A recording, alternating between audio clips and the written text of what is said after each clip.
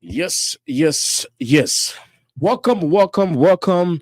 This is Creative Minds Television, KMTV Liberia. We are coming to you live and direct from right here, our main studio in the city of Brooklyn Center here in Minnesota. Today is Monday, is the 22nd day of April. AD 2024, just a day to my natal day. Yes, I like to say welcome to all of you. It's Monday. Monday is a wonderful, wonderful.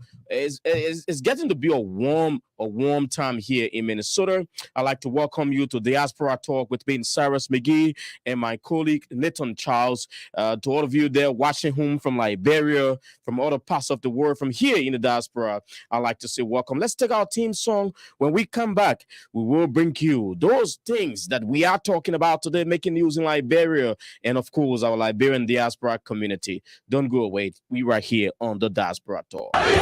When the issues of Liberia hit the news, what is it that we, the Liberian people, want? The Liberian communities in the diasporas are not left out.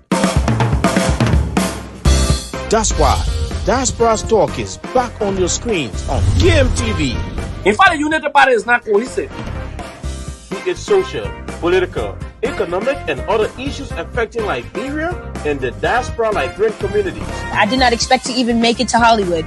Join Cyrus McGee and Nathan Charles every Monday, Wednesday, and Friday, 12 p.m. Central Standard Time, live on KMTV, Facebook, and YouTube. I want to be arrested in the midst of my people. As they discuss the issues, blending the voices from Liberia and the diaspora Liberian communities. The Liberian Business Association in the diaspora should be used as a vehicle for economic development in Liberia because no country can develop without a diaspora impact.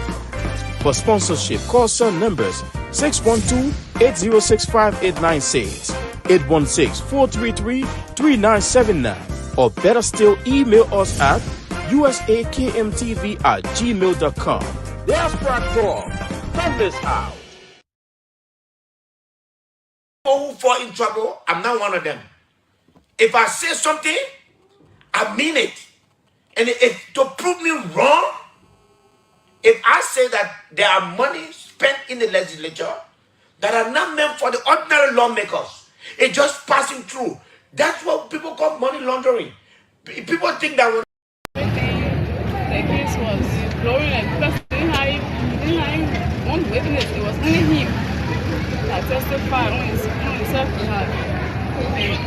Like I had more than close to 8 to 7 witnesses.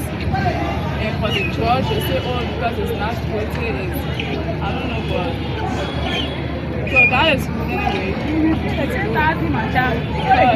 Can y'all please? If I'm alive today, then I'm grateful to God. Because if I were going to die, I was going to be the same thing. Like, I was going to get justice. If I'm alive, still here, and then know what's happened that day. With all of the evidence, all of the statements, the people who saw what happened. And then the judge plus his lawyers, and then they can say, like, he's not guilty. Like, Lucas' lawyer didn't ask me not even question close to 3 questions that day because they knew that if they were going to ask me questions while I was going to explain. So they didn't ask me questions, and the judge sat down there. He knew everything just for little of nothing. And even the brother I talked about, he didn't even pay attention to that. They called him my parents and are in their office wanting to bribe off money so that we can let go. And I don't know how much they gave him, but it seems like he's not even looking at the future. It's like he hasn't seen the wrath of God yet for his children. He has girls' children. His children, not only his children, but his generation will suffer what he has done to me. And I tell you, Jessica Lloyd there speaking to reporters furthering that non-guilty verdict of Lucas Riches, who's now reportedly back in the United States of America. If you follow, Lucas was on trial for attempted murder and other charges there in the case with Jessica Lloyd. And George Cheney, right? is now on a serious, criticism from the public, the women groupings. We listened to Representative Merman Briggs Benside of Bond County. She's leading the effort, calling for justice for Jessica, especially after that trial. But Nathan Charles is here with me on this edition of the program. Nathan, welcome. It's good to have you live on the Diaspra Talk this Monday. We are here to inform the audience and digest what's going on from Liberia. It's a pleasure. And what's the latest? What's the latest? I see you just browsing through, making sure you can fit in every corners as we talk about the issues affecting Liberia and our communities.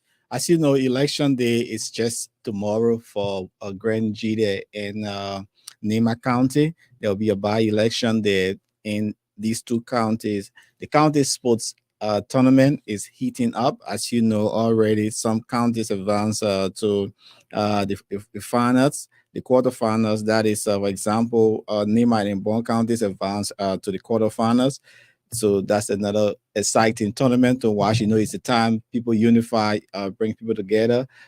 President Joseph Yuma Boka visited the visually impaired people in Monrovia, and he spoke about the importance of improving the living condition. Representative from Nema County, businessman turned politician Musa Hassan Berite is saying something important, and this is news that money laundering is happening through the national legislature, that government is pumping money through the national legislature. And that's a very, very big allegation there from Representative Musa Ability of District 7, Nimba County. Yeah, and he said he has proof to his statement. And there are a lot of things happening in the case with Lucas Riches and Jessica. As you know, the verdict came down. Judge Nelson Cheney has been under criticism. We've been hearing the speaker, Fonati Kova, speaking about that, other women groups. But the case, as you saw, most judicial reporter who spoke, who been providing their own opinion, there were a lot of lapses, from the prosecuting witnesses, those who were testifying, even the victim herself did not provide these startling revelation to the judge. And in court, you have to say it. The code of public opinion and what is in court is two different things. So we are here to digest all of this information on the Diaspra Talk. And this is KMTV. As you know, just I was saying on the Lucas Richards case, Jessica, from few reporters assigned the court, did not say these things. For example, she did not tell the judge that Lucas attempted slugs in her throat. And also those witnesses who appeared, their information was conflicting. So because of that, all of these factors led to the judge coming out with a non-guilty verdict for Lucas. And we already saw over the weekend, he was at the RIA in flight to the United States of America. Also to the Assets Declaration, we've seen couple of ministers, deputy ministers, they are declaring the assets, but it is raising concern over a few of them. Carolina Skura Togba, her assets declaration raises serious concern that there is no liability. We'll also show you that, but in her net wealth, she has over 441,000 US dollars. So these are other stuff we'll be looking at. Mo Ali show up his assets declaration. There are some scratches on his asset declaration. What are those scratches? I don't know whether we can get in touch with Mo to talk about that. And also we hope to have him to talk about the water and sewer, which he's the managing director of. Mo love water business. So we hope to also have him. But the assets declaration, a lot of people feel that, the time it took the Bwaka's team to do their declaration, especially when President Bwaka said before, during, and after the elections that people would declare their assets. We gone close to 100 days. We see still. I mean, that being huge, number of declaration. Even in the legislature, we see few persons so far made their declaration, and Musa Belete had his own public, the first member of the legislature to make his public.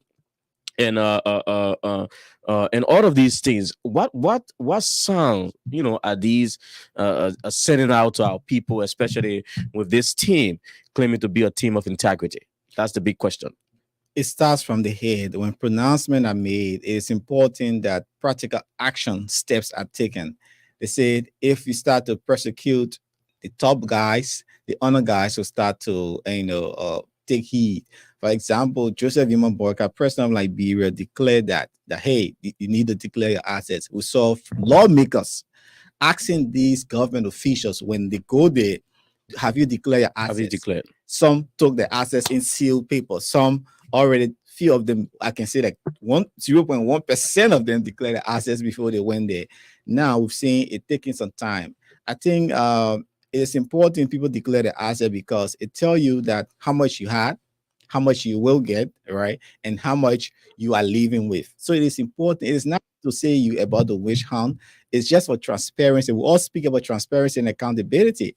If you are going to an institution, it is important to know, okay, I had two homes. These are my assets. I had maybe investment in stock. I had 100,000 in this stock. I had XYZ. So that's the issue. So and they said he who speaks of equity should come with clean hands. It gets to my head when I see lawmakers who are conducting these confirmation hearings, asking these nominated officials, have you declared your assets? When a lot of them up there have not even done same. So what guts do you have to kind of ask these appointed officials or nominated officials that are before you whether you've declared your asset? When you as senators, you've not even declared. I think so far the only people we see out there is the pro tem herself, Senator Abraham Darius DeLong, Borcha Sibwe, Senator Amara Conan. But about 80-90% have not even done that. And these people are on major committees. These committees that these officials are appearing before, for confirmation hearing. How can you grill the person asking them those questions when you have not even taken the lead? So I think it's a slap in the face of this entire process to me. But I mean, apart from that, even those in the legislature, most of them are corrupt. They are being engaged into acts of corruption. We've seen from the Ellis Tyler who've been dragged to court. Case was just gone away from the Edwin Snow. So you can name all of them. So these are not people of of high impeccable characters. So unlike you talk about assets declaration in our country, it falls on the masses. We put people in power only because what we can get or they bringing few right. So I mean, in terms of integrity, few, but majority, no. And that's a huge problem on our part as a country. And as you announced earlier, Nathan, the Nimba and Grand Jita counties are going to by-elections. The Nimba County, the by-election is seeking a person to fill the seat created, the vacancy created as a result of then Senator Jeremiah Kwan Kun becoming the vice president of the country. His seat is now up for grabs. There are a couple of names out of Nimba. We understand the campaign is heating up, concluding tomorrow's elections. And also in Grand Jita, Madison, how you call him, Madison Kwawo or Kwenwu? The representative who died there is his seat is also up for grabs. There are a couple of people I understand include, is it his wife? And other people, his former chief of staff, Justice Ronald Clark, a journalist by profession. Also, he tested the water in that district before, so it's a huge opening for these two seats. But joining us from the area of major contention right now is Nimba County. Nathaniel Success Tokwa is our guy there. Nathaniel is joining us from Nimba. Let's see whether we can bring him on. Success, what's up, bro? Yeah, I'm doing very good, Mr. McGee and Charles. It's a pleasure to join this very wonderful show this afternoon. Thank you for having me. And how's Nimba County? Well, Nimba is relatively kind, but to talk about Gompa, where I'm joining you from, Gompa, though it's a bustling business area, but the city is very cool this very afternoon. So Gompa was the city that was changed from what to, there was a name before Gompa, right? Ganta. That's a popular name that everybody knows. Okay. But the Ganta. official name of the city is Gompa. It's Gompa City. Okay, so and that's the city that never sleeps. I'm telling you. So, in the midst of the elections tomorrow, we'll give you the opportunity to give us a rundown, Nathaniel, of what's obtaining in the county so far. Who are the major contenders, and how's the campaign process? Tell us. Well, the campaign, which was opened on the 4th of April, ended at about 12 midnight on Sunday, the 21st of April. That was last night.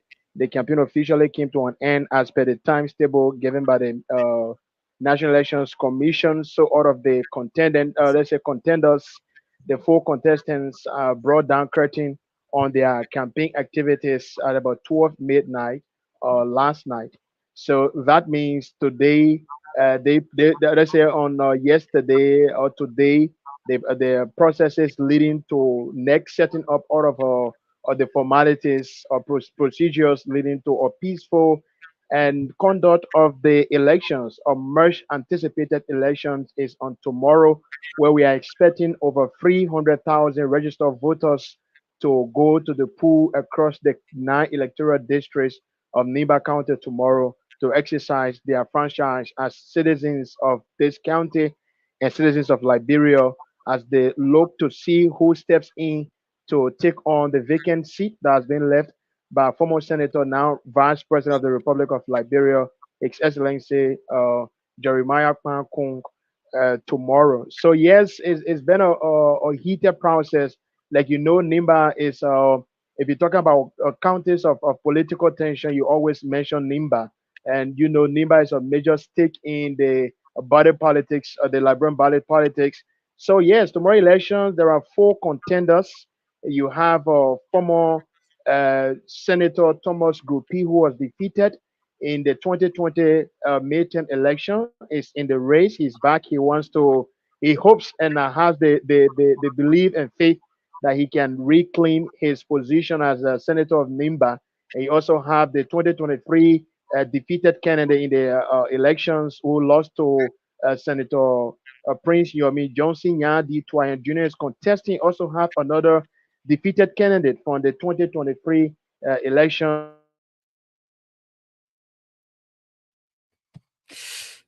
Oh, the network is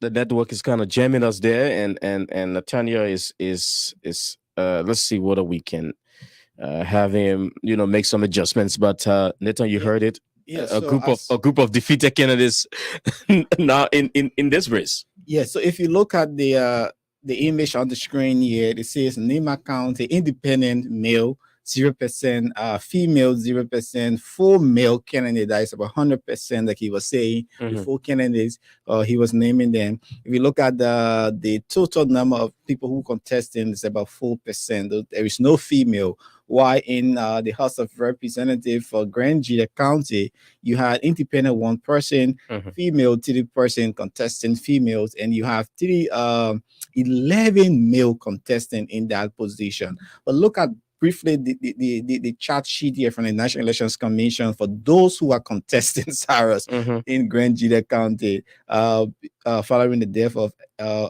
the representative there in Grand Gila County. You see 3 females. Now, if you look at the names there, uh, if you look at, you see Justice, you see Bear, you see Bole, you see Chamin, you see Copper, you see Elijah, Nathaniel, Gabriel, Roosevelt, Isaac. These are all people who are contesting just for one seat. It tell you that everyone is seeking this seat in Grand Gila County because they want to represent the people there. So if you see this female, the guy, the Gowan person, the Jerry Gowan, it's a relative to the late a lawmaker who died.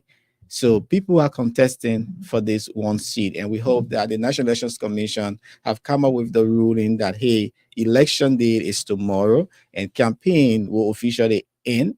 You guys need now to go back to the pool to elect your leader who will represent you. We heard that the Liberian National Police have deployed over 1,000 police officers there. You know, Nima is a highly contested. It's a highly contested area there Yeah, so in Nima Nima is County. a hugely populated county, and a lot of people, like Nathaniel put it, will be getting out to make sure they can exercise their franchise. Nathaniel is trying to rejoin us. This is a major area of concentration for tomorrow's election. I know Granji, that district is also major, but this issue of Limba, it remains a very, very, very, very high priority to fill the seats for. I mean, the seat created as a result of the election of now Vice President Jeremiah Kuhn. Nathaniel, we left you out there. You were talking about the group of mostly former defeated candidates now with their hats in the race. Oh yes, so all of them are back and are hoping to this time win the seat. So all of the four contenders are people who have been into politics in Nimba. So that means the politics in Nimba is nothing that is strange to them. But three of the four candidates, one of them have been former senator, two have contested for the senatorial post in 2023 October, and then you have one who have won as representative of one of the nine districts, precisely district number 5, on three different occasions, and he been victorious in all of those elections. So it's a heated contest. But from the look of things, from what we observed during the campaign period, even preceding the campaign period, you could suggest or denote that is almost going to be like a two-horse race between former, let me say, defeated 2023 senatorial candidate Nyandi Twayan Jr. and Ikuben District Number 5 Representative Samuel G. Koga. So it appears to be a two-house race between these two candidates amongst the four. So who is the godfather supporting the godfather of Nema County? Who is this godfather supporting in this election?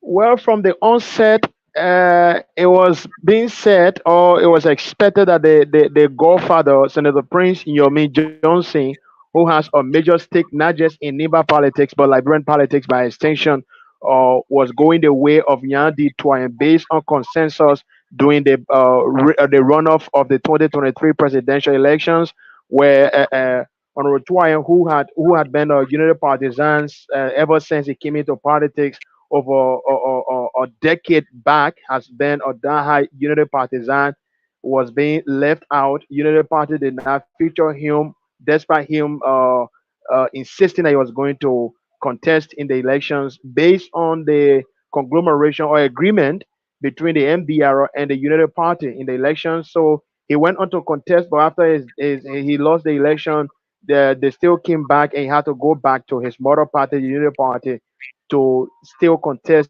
in the elections and came back to support it in the runoff. And it was been a widely speculated, and even from post seen from Senator Johnson, even Nyandi Twain, and now the vice president, that yes, they decided to stand with Honorable Twain, and there was a consensus that if the United Party becomes victorious, which of course we have seen Senator Kuhn becoming vice president, the vacant seat, they were going to overwhelmingly support Nyandi Twain in this 2024 April 23rd by elections in Nimba. But in recent time, there has been like things have not been going the way it was expected from the beginning, where the Godfather has said, Unity Party that he gave everything to ensure that they take on power in the country are breaking the war crimes court. So he feels that they're trying to hunt him down. So he can support anybody or anything that has to that is close to Unity Party.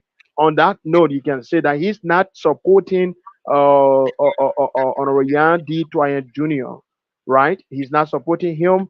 And there are even been series of leaked audios where he said that he can never support Yan D. Twain because of maybe the betrayal, as he called it, the betrayal from the Unity Party from Ambassador Joseph Numa Boakai.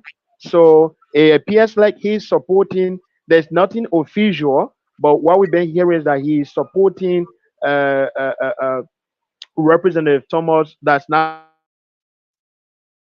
to become the next senator of Niba County, even though there's not a record where we see him or saw him campaigning for either of the candidates in the during the campaign period.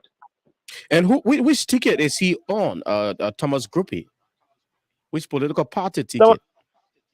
Thomas Groupie, I think he's contesting as an independent candidate. I can't be exact with the party he's contesting on, I can't be exact with that. So is the CDC putting out any candidate or seen supporting any candidate in these elections?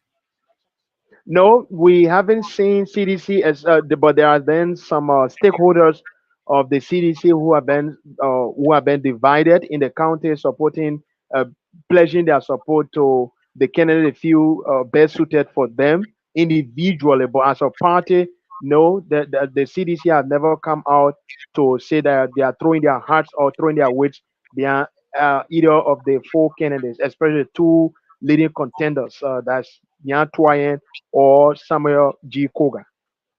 And with the campaign so far, you said it's relatively peaceful and calm across the country. Am I right? Yeah. And what are some of the messages? We understand people been talking about it is a race between war crimes code and the fight against the establishment of war crimes code. What messages are you hearing from those major contenders? Well, it has been exactly. But one thing that has been leading the way in terms of messages from contenders, the tribal politics has been leading the way, even though the issue of war crimes code has been one of the issues in these elections, especially like I just said, the reason why we haven't or did not see the godfather of politics in Nimba coming openly to maybe say he's supporting Nyan Twain based on their consensus in the past. And controversially, we see him posting with Yan Twain on one day, and the other day you see him posting with Samuel G. Koga. But the issue of tribalism has been one thing, and yes, the war crimes court is almost like what one of the candidates has been using, especially against Yan Twain, because from the onset, a lot of people thought that it would have been a walk in the park for Honorable Twain based on the consensus from the 2023 runoff elections, where let me say, Prince Johnson was almost going his way, and the vice president was opting to go his way. It was just about 2 days ago. That was just 2 days before the close of the campaign that the vice president spoke across the county via radio that he was standing and supporting the senatorial bid of Nyandi Tuayen Jr. Yes, but then the issue of war crimes code, yes, it's been on the plate here. It's been on the plate. People have been talking about it. Oh, bringing Yan Tuayen is from United Party. It is United Party that is trying to bring the war crime code. Every time you talk about war crimes code, Senator Johnson takes it personal, and his faithfuls always hold the same belief that they may be trying to bring their hero down to his knees. And since the signing of the resolution by the both houses, I understand, on its way to the office of the president for further action, what's been the situation across Nimba? What are people saying? Are they welcoming this, seeing that their senator himself, who's been in the center of this, is also penning his signature? What's been the responses from different corners? It has been mixed reactions. From one side, you will see people who are supporting the issue of the war and economic crimes court because for some, they are seeing it with an open mind that it's not just about maybe as other people are seeing it, that it's trying to bring Senator Johnson down, but they feel that the war, yes, there was war here, and there were things that people did, and they should account for them. And even most especially one that has to do with the economic crimes, they feel that public officials should be held accountable in case their hands are seen in corruption or allegation of corruption so that they can exonerate themselves eventually when they shall have been taken to the court. But then on the other hand, largely, as you may be aware that the influence of Senator Johnson across Nimba is nothing you can overlook. So most of his faithfuls, just as he himself has been seeing it, as maybe people trying to hunt him down, is the same way that his supporters have seen it, that probably they want to is intended to target uh, maybe the duality of Senator Johnson over politics in Nimba or across Liberia. They're trying to bring him down because when the war crimes court shall have been established, you will see that he's going to go there, and there are evidences, according to a lot of them, that is going to ensure that he's indicted for those allegations against him from the civil war. So yes, there has been mixed reactions and mixed feelings as well amongst Nimbayans. The code of conduct. You've been in Nima County observing the election, I mean the campaign process. Do you or have you seen officials of the Joseph Human Barker government engage into active campaigning? I can affirm that because, to be frank, I did not follow.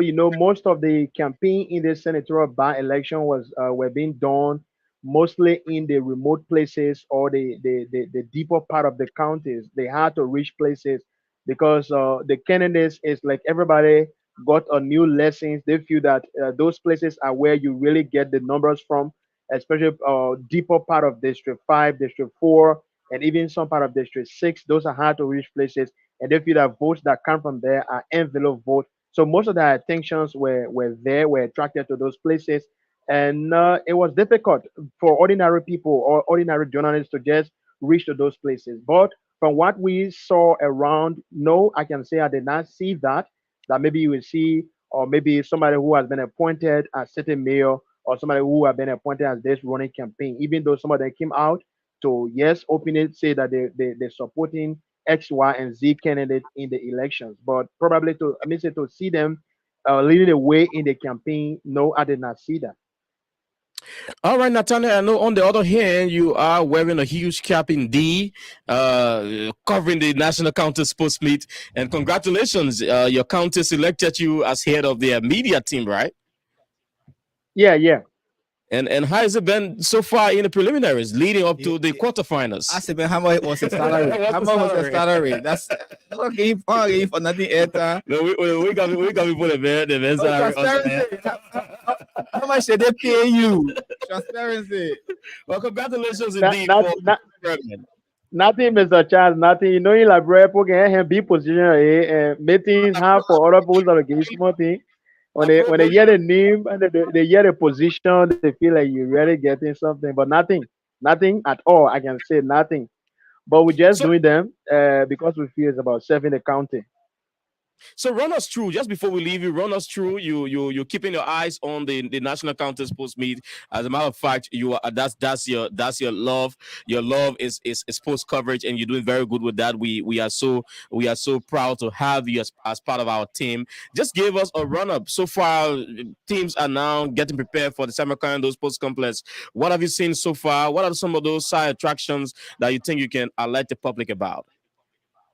Well, the delayed 2023-2024 National County Sports Meet, which kicked off last Sunday, let me say the Sunday before last, came to an end officially on Saturday, just 2 days ago, where counties were vying to seek or get their slots in the knockout stages of the tournament. And yes, Niba County, who are 6 times and the current 2 times defending champions in the football category, were able to book their slot in the quarterfinals in style for the first time since 2018.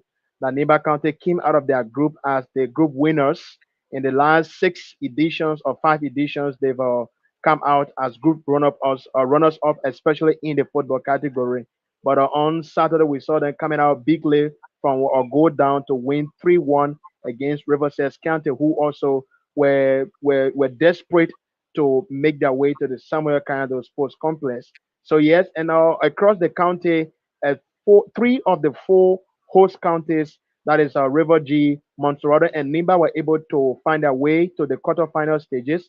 And then Magibi failed to reach the quarterfinal stages, serving as a host of their own group, which featured uh, 2023 defeated finalist Lofa and then Grand Bassa counties, who have been one of the counties making name in the national county sports meet. So the quarterfinals will be kicking off on this Saturday at the Samuel Canado Sports Complex, which becomes the scene of attraction whenever the county meet hits the knockout stages. So it was a wonderful group stage happenings across the country, and I tell you, the country was held to its feet with football lovers, especially those who are lovers of the national county sports meet, cheering up their counties to victories. And the 8 counties are now drawn where Niba County will be facing Grand Jide County in their own quarterfinals match that is going to be on Saturday at the Samuel Canada Sports Complex. So it was a wonderful, like always, the county meet attracts people, attracts its audience. This is why it's the popular sporting festival in the country, and a lot of people wait it so much. Though, like especially after coming from our heated elections in 2023, despite the division, despite the people taking their side and the different things that happen during the elections, I think the National County Sportsmen, even the ongoing by elections in parts of the country, the National County Sportsmen heal some of those wounds and reduce some of those tensions to a larger extent. I can tell you, even the campaign process that was going on in Nimba, the county me trying to, somebody say, put cold water in some of those tensions, maybe that were sparked up. Like in the 2023 elections, in the campaign period, there were reports of, brutalities and other things around the county, but for these by-elections, we did not see that. Despite it being a contentious, activities because of the county meet, everybody was always looking and eager to see their county making their way to the SKD. Two teams from Nima County were relegated to, I think, first division from CM Professional. What you want to say about that? Yeah, this football season that just ended a few weeks ago was a frustrating one for Nimba County, where we saw our only first division team that has been based in the county being demoted to the second division after 4 years into the Liberian top flight. That is Nimba Quado. They failed to win against that's CC United on the closing day of the campaign. They lost by 3 goals to 1, and that saw them being demoted to the first division. Let's say the second division. And on the other hand, Nimba United, another Nimba County team, but for Is them that a they are team? based Is in that a team of the Dovos Dolo, Nima United? yeah, that's a team of Adolphus Dolo. So they were also relegated from the second division last season. They were relegated from first to second, and the season that just ended, they also saw themselves going down the drain where they went to the third division. And another Niba County team, Niba FC, also failed to remain in the second division league. They also went down to the championship or third division. It was just Mighty Enforcers who are second division and were in the second division league for their debut season, were able to maintain their space as a second division team. But for now, with Niba Quadro relegation, it's been a very huge blow for Niba County football because Niba Quadro has been an inspiration to football players in the county. It has been an inspiration to other clubs in the county because they were like like the big brother in the county, where we saw Heavy 11 that won the Liberia second division league about 3 years ago, leaving the county, and the team was being sold out, and now they are based in Pinsville. And Niba Quadro has been the only first division team based here, being taken from the upper league to the second division. It's something that really broke Nimbayans down, including my very self who's speaking to you right now. Yeah. So finally, from my end, what is the latest as it relates to Daniel Tugba, an instructor from Nima University who reportedly chopped a lady hand off? What's the latest Yeah, on that? yeah, that incident has something is something that stirred everybody up. It amazed people a lot. It was a heartbreaking situation about 3 weeks now, and Daniel he was being held captive by the police. Immediately after the incidents, the police responded on the scene, and they were able to get him. Though there were a lot of tensions around, even people attempting to burn down the police station or set the station ablaze, but there was a quick response from the police support unit and the emergency response unit that came from Banga, from the regional hub, and responded very quickly. And that day, Gompa City was held on a hostage, and there was a standstill for over 3 hours. But relating or regarding the latest on that, the lady Jessica is doing well. She's improving. She's Another alive. Jessica. Yeah, she's improving. And for the alleged perpetrator, I'm saying alleged because he's not been convicted. So Mhm. he's serving his pre-trial detention at the Sanikule Central Prison, and his trial will begin officially in the May term of court. It happened when the February term of court was already around closing. So The case could not be put on the docket. Instead, they're going to begin with that, with his trial during the May term of court. Nathaniel Success talk about there joining us from Gompa City, Nima County, former Ganta, or widely known as Ganta City, Nima County. Nathaniel, are we going to see you at the SKD? Obviously, we working on things, and we really looking for support because we have a lot to work on as a team. And KMTV always provide that exclusive coverage of the national county sports base. So we just want to encourage our audience around the world that yes, your number one online platform, KMTV, is going to bring you an exclusive coverage of the national county sports base from the quarterfinals on this coming Saturday until the grand final, which is going to be on the 5th of May 2024. So you can join us. You can support our broadcast as well. So thank you. It's been a pleasure. All right, Nathaniel, and the KMTV USA team will hang here. We'll get back to you to see what we can do to lead an effort. Maybe even though they get you pro bono job to hand Diva Sports. That position, I want to relinquish that position, sir. Nothing in the team. Say on your letter of residential, and then with the data charge insurance, other conglomerate, we'll see what they can do. I'm telling you. It's good having you filling us in with the elections in Nimba. I know tomorrow you will be out there. We will see what we can do to have you out there tomorrow to fill Liberians up. It's a huge one coming out of Nimba. Nimba is a largely populated. It's the second or third most populated in Liberia right now. Second next to Maserati. Yeah, then comes I think Lufa also. But with that, let's see whether we can get you around tomorrow, Nathaniel. We wish you all of the best. Stay safe now, even though it is a little bit quiet, like you put it. But watch over your shoulder and stay safe. A lot of things can happen when people feel that they've been cheated in these kind of elections. No matter what, everybody do have their numbers, especially those guys are people who either served the county or attempted, they didn't get it. There are a lot that are going to be playing out. Thank you so much, sir. All right, Nathaniel Success talk about joining us directly from Nimba County. Nathan, you heard him very well. It's going to be a tough one tomorrow for those candidates. So I think it's just the rescue against the independent. Why should it be a tough one? If you prepare your table, your bed, you lay down. They are huge contenders. And let's stick with Nimba. With this startling revelation coming out of the mouth of their district number 7 representative Musa Hassan Belati, a member of the legislature, the chair on defense and intelligence of the House of Representatives, I think he is, and he's making this startling revelation about the legislature being used to play with dirty money.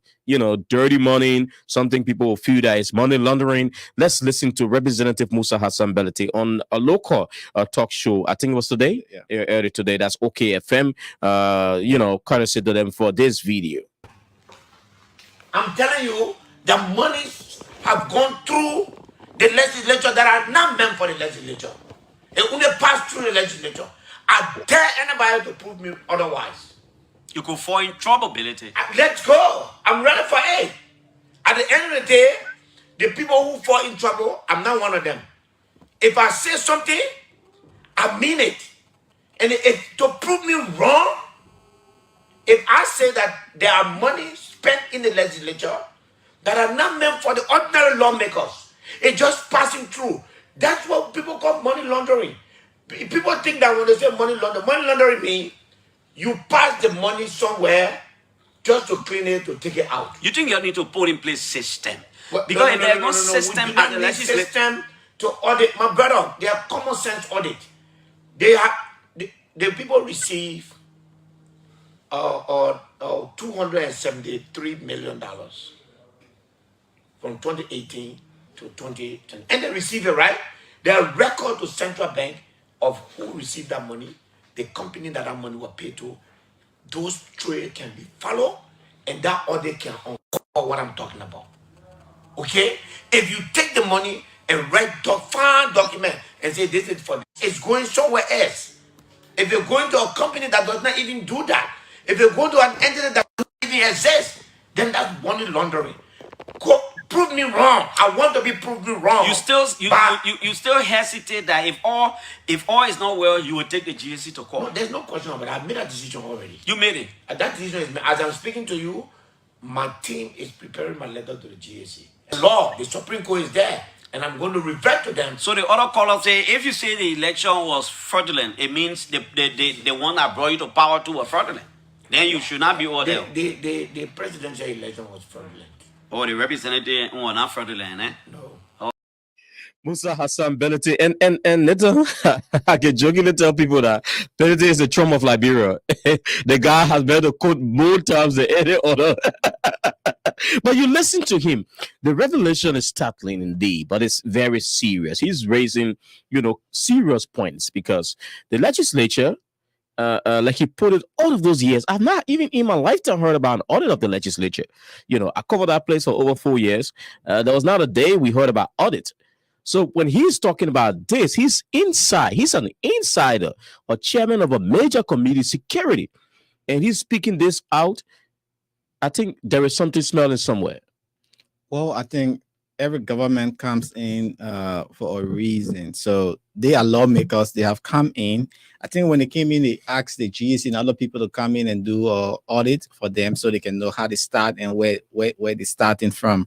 So indeed, if he has proof, definitely it's important that we have to go back and trace all of these monies to know as to whether, if you say this money was allotted for this lawmaker or for this purpose, renovation, all that stuff, it has to be given. You can remember a guy was flogged, dragged in the Capitol building when he painted the building. For not receiving his money for the painting of the building. So yeah, there are different projects. So, and even ministries, right? They will in the budget, they will itemize one line, 5 different line items in our budget for the same reason. In the capacity development, they will come with stationaries, and they'll come with utility. So all of these things, they are same line item with different nomenclature, but with the same intent. So I mean, it just requires audit. Let's see what he argument goes, because I think he's sound. He don't take kush. He don't take. So if he walk to the station in his rightful mind, and not those allegations. So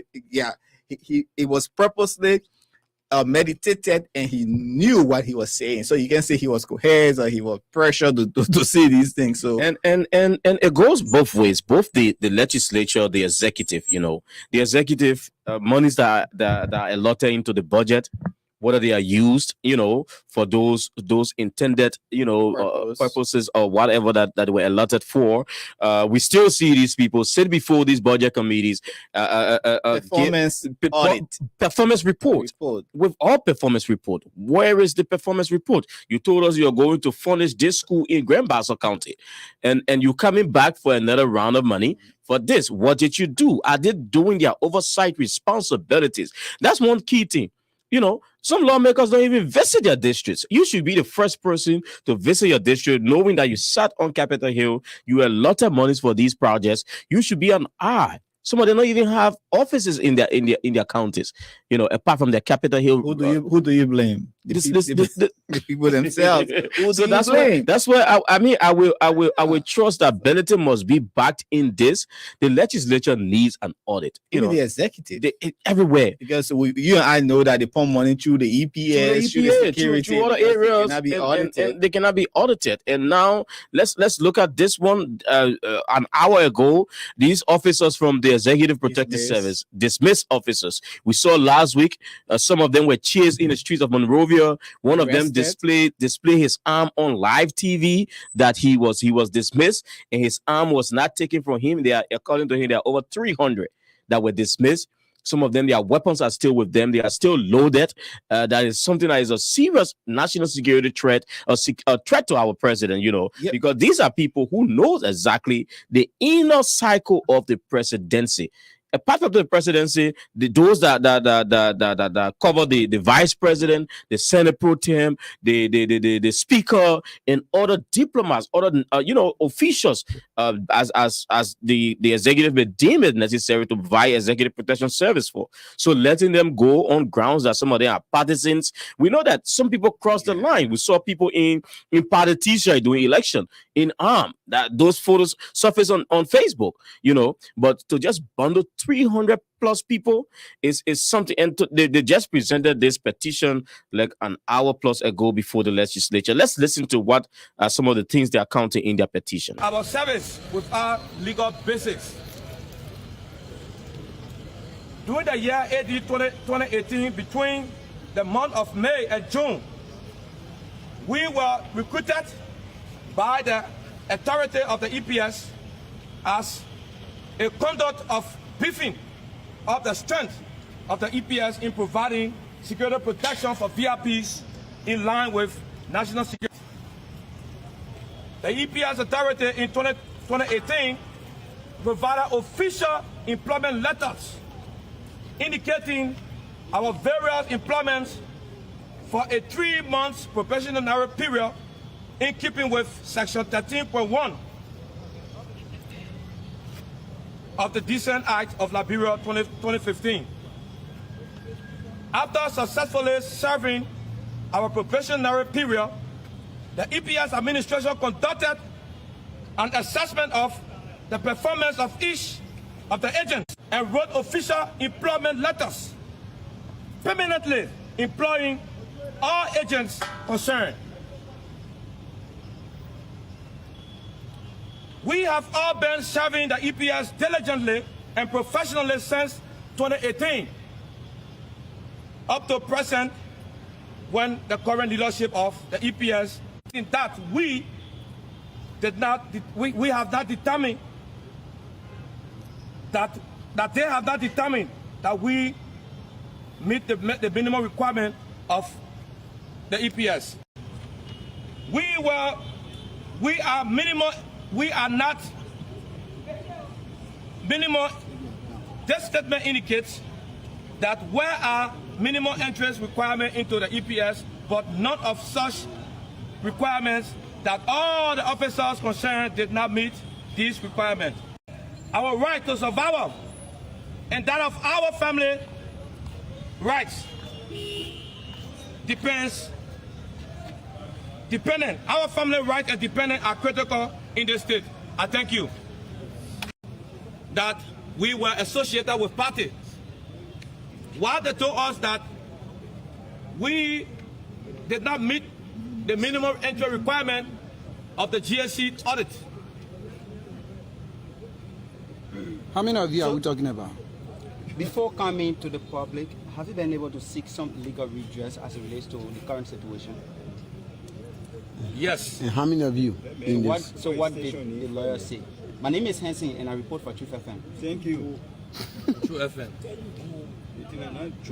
Since the arrest of our colleagues, we've been seeking legal redress, and we are hoping for better results. So finally, from my end, you stated that you are giving, and you were being asked by my colleague. You said you people are security personnel, so the next course of action cannot be disclosed. Is that a threat to the country? No. We are, as I said it previously, we are law-abiding citizens. We have law for this country as a peaceful citizens. We are custodians of society. It is our right and responsibility to protect society. We are not here for violence. We want the due process of law. We were wrongfully dismissed, so we need the redress. And I tell you, wrongfully dismissed, and they need a redress. What are you sensing, Nathan? Let me read a few things from a couple of Liberians who have been weighing in on Semgay, dismissed of the EPS. The first thing, Emmanuel Gongwe wrote from the EFF. He wrote this. I was just on it, just lost of meaning. Hey, Emmanuel Gongwe is on the asset recovery team, right? Yes. Okay. And I was just trying to go directly to the post. The post from Emmanuel reads, few lines inside that touched my attention. He said that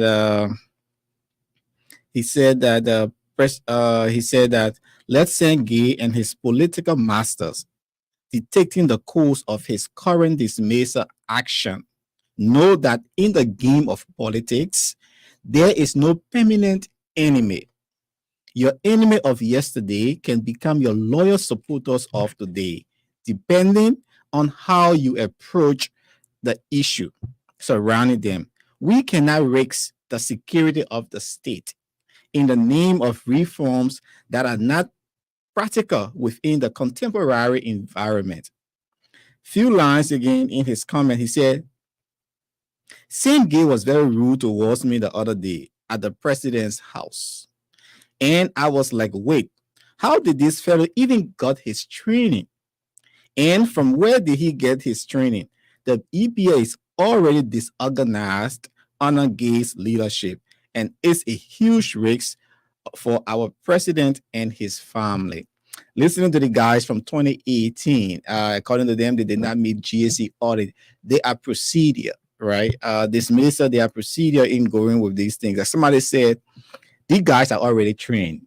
Government spent millions of dollars training them. Some of them went to the US. When they came to the US, Nigeria, Ghana, I know I was there. Most of them went to different countries for this kind of training. Even right from the police training academy, you spend money. We are about to recruit for the DEA, right? The Liberian National Police. How can you work on the program to absorb these guys into the security apparatus of our country? Already we're talking about brain drain, but hey, apparently the politics is say that if you don't sit in that room, you don't know what's going on. Yeah, again, with the EPS, everyone will want to put somebody around the president, the vice president, who they feel confident or satisfied with. Nobody can, even in great America, when the president take over, they have the EPS or Secret Service. They bring in people closer because these are guys who have weapons and other stuff, right? But again, we can see that torso and torso. These guys are trained. You're about to start recruiting. Why can't you go into the FAS? Look at the FAS. What have they been doing? The kind of work they have been doing. Have been committed and on time, professional training. What level of training they have gotten in different areas? Because some of them are I got reconnaissance. Some there are different kinds of training they went through. So how can we absorb these people? Though they are partisan, like Imara Gongwa said, be loyal to somebody today, they could become loyal best friend and tomorrow. So that's a huge tax indeed. We hope the broadcast team, Musa Belete heads the security committee in the House, Senator Momo Saros of Lofa heads national security in the Senate. We hope that they can jump on this because over 300 persons, a lot of them says they still have their arms. You dismiss them with all taking their arms from them. And it was scary for me to see that guy. I did not see that last week. video. It was scaring was it the guy who they Voice. arrested? Yes, he had just left Voice of Liberia interview when he was arrested. Yeah. And he stood up in the studio displaying his weapon, which he still carries. Yeah, but I mean, if at all, and he made it clear that even while we are here in this studio, this place is barricaded with the men that were dismissed. If you see us, we are prepared. What are you prepared for? We cannot say. Now they are not saying their next course of action, but they are using all of the means. Now before the legislature, petition the legislature, we are wrong for the dismiss. Prayers being taken from the mouths of our families. What can we do? It's wrong to see security people wearing powder t-shirts, but can you go after and look at those who were? I don't think these 300 people, these 300 trained agents, were the ones all in powder t-shirts. You could look at if they were misstep in their hiring process, they were trained, right? How can you go back and right the wrongs? So who responsible? Who's responsible? If KMTV hires a reporter, it's like you put them in the feed, you give them microphone, you take care of their responsibility. That's what it is. So it's a serious national security issue, especially people who provide security for our president, our vice president, speaker pro tem, as far as the chief justice, if possible, members of the Supreme Court. These people could be undercover and providing security for these people on intelligence, doing what they should do. So to have them out there is more like danger waiting to happen. So these things need to be taken care of. Saying, I don't know you, I mean like that, but with what Gonkwit is saying, if you are showing this kind of a posture, arrogance, to people who comes around the presidency, then you are not. Putting the president's safety into the best hands. It's over protection. Yeah, mixed with arrogance. We saw what happened with Senator DeLon then. And the then EPS, boss and all of that. We saw how they were query. You don't want these same things happening. You fought against them in the past as a political party, opposition political party. Now this is coming after, happening in your government. It is something he need to ask Othello Warwick. Yeah, when he told journalists, you have your guns, you have your pen, we have our guns. that was the beginning of his downfall. And may his soul rest in peace, Otelawari. He never saw or tested, a cooperation with the media anymore. Even as the next and I was in the hall that day in Grand he Bassa. can start branding journalists because now as people will run with the story. People will run with the story because you're letting it out. People will speak about it. So there is a need that these security people, put their acts together. We see the outburst between the DEA boss and his deputy for operations. We see all kinds of things happening. These are people that should be working. You cannot be fighting the war against drugs. We see them now in this sugarcoating picture. Whether something's still smelling under it. Smelling because on Friday he left. On Friday there was a picture taken on Thursday. On Friday he left for confirmation. I mean, of a budget hearing with all his deputies. When so he asked why he got a call this morning and went running. So if nobody calls you like that, you are waiting to appear. If somebody call you, when somebody call you to somewhere, you will call your deputies. We have this to go and defend. That I mean, that's a serious problem in our country. The security people cannot be fighting among themselves. I mean, the drug users and dealers will be happy. You guys can go ahead and fight while we carry out our. There should be a coordinated effort. It was a fun start with AB Kumar getting out there, doing some bursting, getting people, as high as a son of a representative is arrested and being held. Benedict came out and hail you, everybody hail you, but your team around you will have to work together, Kumar, in making sure that what you push for is accomplished. But we will wrap up with this. President Joseph Boakai there interacting with members of the visually impaired community, visiting with them. Let's bring you this interaction.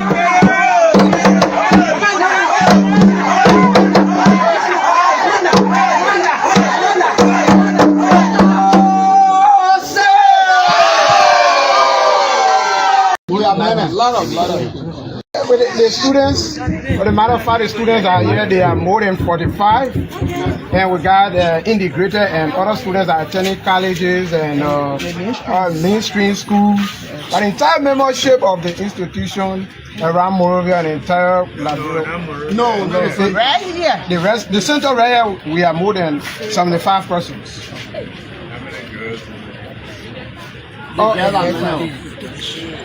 The girls could be something around 45 girls. Okay, after that, we saw the need to renovate the space. Yeah. And I tell you, President Joseph Newman Boakai there interacting with members of the Christian Association of the Blind. And that's a very, very commendable one. We hope that the president and his team can look after these people. I mean, the disabled community, they've been feeling a serious burn over the years. Their home there on Newport Street, the group of 77 needs attention. These people, I told somebody, I said, if you can just find somewhere out of the capital, take these people are people that are productive. If you see what the handicapped people can do, create programs for them, that they will be able to put their hands to work. They will be able to use what they produce to help themselves. But there is a need for these programs to be put into place. I don't know, Neto, we're about to wrap it up on this edition of the program. What say you? Yeah, indeed, they must be given support. The group of 77, I know they've been head by the second lady of Liberia, the wife of what he named Jeremiah Cohn. We hope that more programs will be in the instituted support given to them, because I've called a couple of them. They are very much productive. The visually impaired carpenter in Grand Bassa County, Palo, other guys, and even Noah Gibson, who's now Noah Gibson, the first the first black commentator. I hope he's doing something with KMTV. He did it for ELBC. They can be done. They can be productive in our society. And coming up this weekend, back here in Minnesota, the Organization of Liberian Women in Minnesota, the OLWMN, will have their historic inauguration. And Famata Zion, the president, will be inaugurated along with her team of officials. We will talk to them hopefully on Wednesday. We'll have their team here with us to talk about what they're doing, what their dreams are for the women of Minnesota, the Liberian women in our state as a whole, and what expected for the program. But let's leave you with this. brief promo that talks about their program. We will bring you that. But Cops and Teens basketball tournament in Brooklyn Park, the city of Brooklyn Park today. I understand today, the 22nd. The Brooklyn Park Police Department is proud to announce a collaborative initiative aimed at fostering stronger relationship between law enforcement officers and the youth in the community or in our community. On Monday, the 22nd, today from 5 p.m. to 7 p.m., the department will host a basketball tournament at the Zanewood Recreational Center. That's 7100 Zane Avenue now. So if you are out there, you want to, you can find your way there this evening, see what the police and the young people in the community are working on. And we hope if we have the time, we will swing by and roll the cameras and bring you, bits and pieces of what's happening. And I'd like to say thanks to all of you. Nathan, what's your final words as we wrap it up? Thank you, and have yourself a wonderful. So let's leave you with this one from the Organization of Liberian Women in Minnesota, OLWN, as they get prepared for their historic inauguration this Friday. My name is Cyrus McGee. Nathan Charles has been here with me. We're having a wonderful time. Tomorrow is my big day, and it's my birthday, and I like to say yes. Maybe let's see what happens. What's celebrate your birthday? without playing that. I'm waiting for my gifts from all of you guys. All of you out there, I'm waiting for my gift. We the Taurus, April 23rd tomorrow. It's my day, but I will be here working as usual. America, we don't just get out there and celebrate. We work on the clock and making sure, but thanking God that we can see a brand new day. So let's leave you with this one. Until then, Wednesday when we're back here, have yourself a wonderful, wonderful rest of the Monday. Bye-bye. I wanna see your face. I wanna see your fine face. In my